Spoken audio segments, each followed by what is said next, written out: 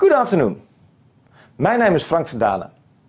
I'm chair of the LGBTI workgroup of Liberal International. I was asked to share some thoughts with you about LGBTI politics and liberalism in an international context. Unfortunately, I was not able to come to your conference in person, but I'm glad it was given me the opportunity to deliver this video message. When we want to talk about LGBTI development around the world, we can use the maps from ILGA, the Worldwide Federation of LGBTI Organizations. And while doing so, we can see that in the Americas, South Africa and Europe, the situation with LGBTI people is fairly okay. Where on the other hand, there are also a lot of countries where there's still persecution of LGBTI people. Some countries even include the death penalty for homosexual acts. Over the last few years, we've seen the development of an increase of countries that open a marriage system for same-sex couples, where at the same time there's a number of countries that is even strengthening their criminalization of homosexuality. If we then look into Europe, we can see a big distinguish as well.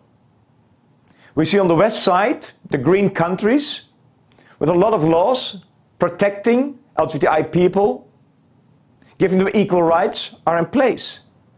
And the more east we get, the more complicated, the more difficult it becomes, up to Russia and Russia. When we talk about LGBTI politics, it does make a difference for LGBTI people and the social climate in a society when politicians adopt anti-gay laws, or on the other side, in a positive way, adopt supporting LGBTI laws. We can see that with the Russian LGBT propaganda law, protecting family values, brought to the parliament by Yelena Mussolini. And what was the impact of the adoption of that law by the parliament? We saw a tremendous unrest within the LGBTI community. So when politicians talk about LGBTI politics, they can influence social climate in a society regarding LGBTI people, the same while adopting laws. When we talk about LGBTI and liberal values, we have to understand that LGBTI rights are part of the basic human rights, a total concept of non-discrimination. In many countries around the world, it's not accepted as such that LGBT rights are basic human rights. But from a liberal perspective, they are. And we talk about basic human rights. We have to understand they're universal. They apply to the whole world. And not, as very often said in Africa, this is not our culture. They're undividable. No human rights is stronger than the other human rights. And they're non-negotiable. At the same time, the negotiation is all the time going on. For example, in the United Nations. Liberty and equality, they connect strongly to basic human rights. And they are real liberal values. Liberty and equality, it's in the essence what liberalism is about. And with that, a limited constitutional government, leaving enough space for individuals to live their lives, to make their own choices, to pursue happiness. Many LGBTI people around the world cannot pursue happiness. For Liberal International, we have a declaration, which is called the Oxford Declaration of Liberal International. And there are a lot of important liberal values written down. I want to express three of them. First, we have the freedom of expression. The right to present yourself as your own individual. The freedom of assembly. The right to gather in a gay bar or a gay pride or an LGBTI organization that doesn't get cracked down like in many countries, for example, Russia. And then, of course, the tolerance of diversity and social inclusion. No one is there to be excluded from society. No one is to be excluded from work, healthcare, And then of course we have the debate. It relates to family values. The right to start your own family.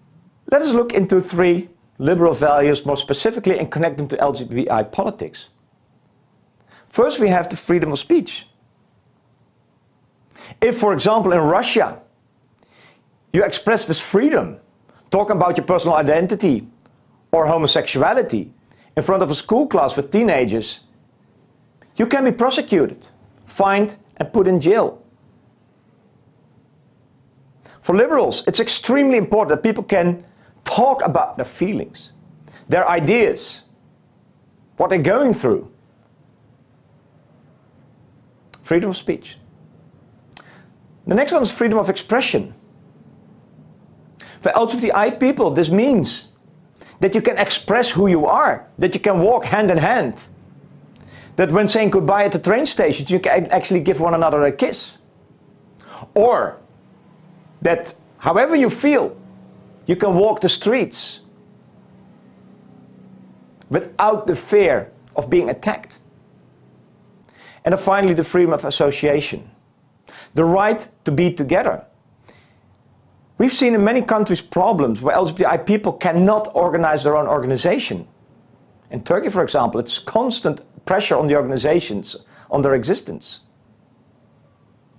But also organizing a pride, a gay pride. In many countries, it's impossible to do so. To come together and walk the streets and form a group. So freedom of speech, expression, association, key liberal values, connects very strong to the LGBTI politics. What we as liberals understand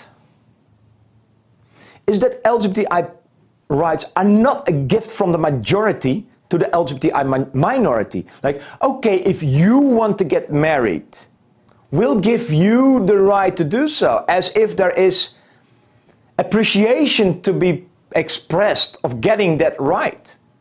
This is not how liberals approach LGBTI politics.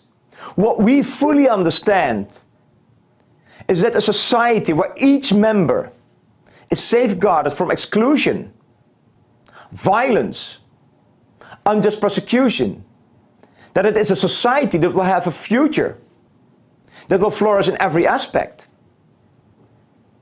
And it's not coincidental if we go back to the map from ILGA World, that the countries with a high national income, with economic growth, with stability, those are exactly the countries that are colored more green than red. So for liberals, it's quite clear. Advocating LGBTI rights is not servicing the LGBTI community. It's serving their own society. When talking about Liberal International, we have an ECOSOC status at the United Nations, and we use our position to be vocal on the liberal values regarding LGBT rights and many others within the United Nations. We go to Geneva. We were in New York. The African Liberal Network over the last few years has been working very hard in a way to discuss and accept homosexuality as part of the liberal agenda. And over 35 liberal parties across Africa, with the support of Liberal International, last December adopted a human rights framework that indeed includes sexual diversity as a non-discrimination ground. Which means that all those liberal parties and parliaments around Africa, and some even in governments, have now a litmus test that they can go to when they have to decide on laws and the direction of their own country for the future. This is really groundbreaking what African Liberal Network does. Liberals in the world matter for LGBTI people. Some words about the horizontal directive within Europe. Obviously, this directive is very supportive for LGBTI people and non-discrimination of sexual diversity. At the same time, also within our liberal family, we do see the discussion. What should be on the table of Europe? And what should be on the table of separate countries, autonomous countries? And for example, with this horizontal directive, we do see liberal parties in Europe that are not favoring this horizontal directive, not because they're homophobic or against LGBTI people or equal rights. On the contrary, they are in favor of such. But they think it's the obligation of each single individual country within Europe to adopt these laws and put them in place. As chair of the LGBTI work group, I tend to agree with that. It would be great if every single country in Europe takes its responsibility and fights every single form of discrimination, or in our case, homophobia. At the same time, when I look at certain countries in the Balkan area, Eastern Europe in general, pressure is sometimes needed. And Europe is a strong advocate in organizing that pressure. The horizontal directive can help us doing so. Of course, you have to fight legal discrimination. If there are still laws in place that allow discrimination of LGBTI people, they have to be taken off the table. We have to create equal rights. The most visible one is obviously the same-sex marriage. But what about the working force? Teachers not getting fired. There's much more. And connect with the LGBTI community. Make sure that there's open communication. And in general, as liberal parties, be visible and vocal on LGBTI rights. Liberal International will keep on fighting for LGBTI rights around the world. But we can only do so with the help and support of liberal parties that altogether form Liberal International. I am proud that I can coordinate a lot of that work. And I'm looking forward to keep on working together with you. You can go to our Facebook page and connect with the work of the LGBTI work group of Liberal International. And I hope next time I'll be able to attend your Congress, not via a video message, but in person. I wish you a good conference and a nice weekend.